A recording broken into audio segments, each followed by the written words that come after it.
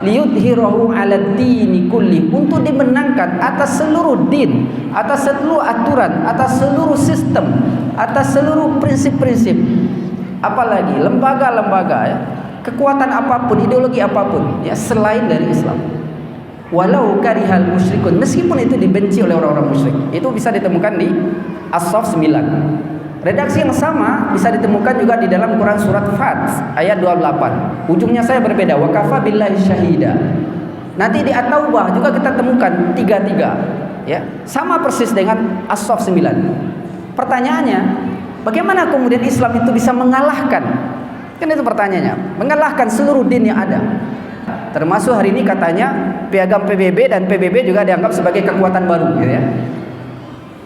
Nah, bagaimana itu bisa dikalahkan? Tentu dengan kekuasaan, dengan kekuatan. Itulah dia bicara khilafah ya. Makanya ketika ayat ini kemudian ditafsirkan oleh Imam Ibnu Katsir, ini luar biasa. Beliau langsung mengutip hadis dari Imam Muslim dari jalur Sauban. Hadis itu berbunyi, Innallah zawalil arda, sesungguhnya Allah, kata Rasul, telah zawali. Zawali itu di dalam penjelasan Imam Al-Mubarakfuri di dalam kitab Tuhfatul Ahfadi, itu maksudnya adalah zuya li jumlatan marratan wahidah, dikumpulkan, dihimpun, jadi digenggamkan. Ibarat ini apel, gini kan, bukan untuk dimakan, jadi cuma dihimpunkan. Ya, jadi Ustaz ini bisa melihat utuh kan, keseluruhan dari sisi apel. Begitulah kemudian Rasulullah SAW dalam satu kesempatan zuya li jumlatan marratan wahidah, diperlihatkan kepadaku, kata Rasul, bumi itu secara keseluruhan, fara'aitu masyariqa wa magharibaha, sehingga aku bisa melihat dari timur sampai barat. Nah, apa kabar gembiranya di situ? Wa inna mulka ummati saya belughu mulkaha ma zuya li minha, sesungguhnya kekuasaan umatku kelak, kata Rasul, akan menaungi semua gambaran dari bumi yang telah Allah perlihatkan tadi. Jadi para jamaah yang dirahmati oleh Allah Subhanahu wa taala, bahwa Rasul ketika hijrah ke Madinah tadi sudah disinggung ya, tidak lama setelah peristiwa Isra dan Mi'raj ya, karena ketika Rasul Isra dan Mi'raj itu kan di Isra itu kan tidak langsung dari Masjidil Haram ke Masjidil Aqsa, tapi dibawa dulu jalan sama malaikat Jibril lewat Buraq, singgah dulu ke Yathrib yang berubah jadi Madinah, singgah dulu ke Bukit Sinai di Mesir, ya kan? Nah, itu menunjukkan apa? Ada isyarat kepemimpinan di situ.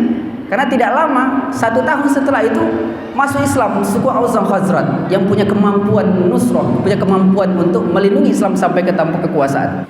Tidak lama setelah itu, 2-3 tahun hijrah Rasulullah ke Madinah, karena Madinah lah yang siap menjadi nuqtatul irtikas, sentral tegaknya Islam, untuk kemudian menjadi ad-din yang sempurna tadi, menjadi sebuah pohon yang akarnya kokoh, batangnya menjulang ke langit, yang kemudian menghasilkan buah yang ketika buah itu dimakan akan melahirkan rahmat tidak hanya bagi manusia, bagi muslim di Madinah, tapi juga seluruh masyarakat Madinah yang tidak hanya muslim, ada non muslim, ada Yahudi 4 suku di sana, Qainuqa, Quraidah, Bani Nadir, Bani Khaybar. Itu semua merasakan karena diikat dengan piagam Madinah. Piagam Madinah itu bukan piagam PBB. Ya, itu bukan kesepakatan manusia. Ini adalah hadza min Muhammad Rasulillah. Itu bunyi kalimat pertama dari piagam Madinah, ya. Jadi ini adalah dari Muhammad Rasulullah. Lalu apa poin penting dari piagam Madinah itu yang bisa kita yang kita bisa kutip, bahwa ketika terjadi perselisihan antar warga negara Madinah, muslim dengan muslim, Ansar Muhajirin, Muslim dengan Yahudi, Yahudi dengan Nasrani, maka segala penyelesaiannya dikembalikan kepada Allah dan Rasul. Nah, kira-kira kalau begitu piagam Madinah itu sebenarnya apa? Piagam yang merujuk kepada Al-Quran dan As-Sunnah. Itulah masyarakat yang dibangun oleh Rasul. Kemudian dalam waktu 10 tahun berhasil mengumpulkan Jazirah Arab dalam genggaman Islam. 7 negara, Ustaz. Jadi bukan negara kaleng-kaleng gitu ya, bukan sekelas RT atau RW. Itu 7 negara. Hari ini ada Uni Emirat Arab di situ, ada Arab Saudi, ada Oman, Yaman, Bahrain, Qatar, Kuwait. 7 negara. Itu disebut dengan Jazirah Arab. Pemimpinnya Rasulullah Sallallahu Alaihi Wasallam. Sepeninggal beliau dilanjutkan oleh Abu Bakar membangun stabilitas ke dalam dan terus membangun syiar keluar. Di masa Umar, masa pemerintahnya 10 tahun, ini masa yang luar biasa, yang menunjukkan bagaimana kekuatan umat Islam itu sudah dalam posisi yang optimal.